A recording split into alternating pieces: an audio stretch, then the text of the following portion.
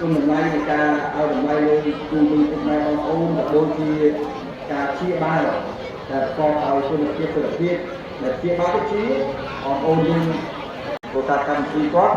មុននឹងមកដល់ហ្នឹងគាត់ត្រូវរៃទានថាការសមាគមអ្នកស្ម័គ្រចិត្តសម្រាប់ជនរបស់គាត់នៅអូស្ត្រាលីហ្នឹងហើយនឹងបូករួមនឹងការចរចានិយាយគ្នាជាមួយចាំអត់ចោលហ្នឹងទេរាល់ឆ្នាំគាត់មករហូតបាទហើយជាពិសេសនៅតាមមកស្រីអ្នកសម្រាប់ពលបាទជាមកតាំងពីទីទៅមេកងរហូតដល់បាជាសាលារៀនមេកងដល់មកយកសាលាកម្មវិធីហើយហើយតែខ្ញុំឆ្លើយហើយខ្ញុំឆ្លើយថាមកអូនចាំទៀតអត់ពេលចប់កម្មវិធីទៅក៏មានកម្មវិធីទៀតចូលទៅរายការគួរសមជាមួយនឹងបានមកតាមទៅអញ្ចឹងមិនអាចអត់ដល់ចូលបាយតែគាត់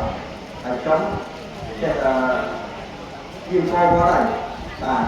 ដើម្បីគាត់បានមកហ្នឹងតែគាត់កាត់ការទៅរបស់បងនេះឆ្នាំហ្នឹងដល់ចេះតែរួមគាត់ទៅបាទមិនស៊ីចូលទេតែបាត់អត់ហ្នឹងបាទអញ្ចឹងចេះរួមគាត់ទៅហើយចិត្តកាប់ដីសាលាមកម៉ៃយកអភិបាលរកចេញប្រែប្រាស់ហើយពេលគ្រូរូបសាស្ត្ររបស់យើងហ្នឹងគាត់ឲ្យសម្រាប់រយៈនេះសិនដើម្បីសូមពេលរួម5ថ្ងៃទុកជូនគាត់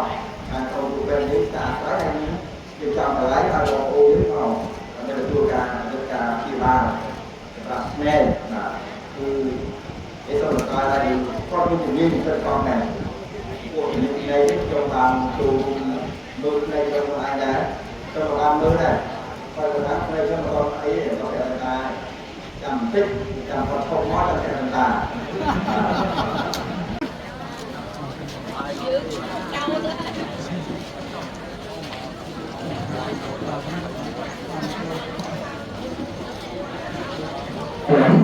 មួយពីរ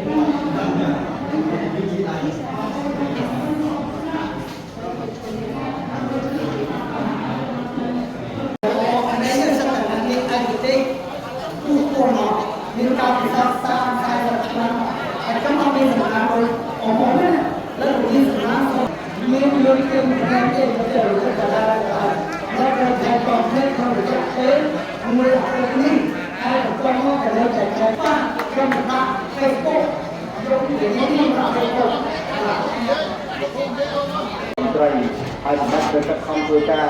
ដើម្បីរៀបចំឲ្យមានគ្រប់យន្តការកម្មវិធីការងារដើម្បីជួយដោះស្រាយបន្ទុករបស់យុវជនរបស់យើងមកគឺមកពីថាមកពីធ្វើការងារ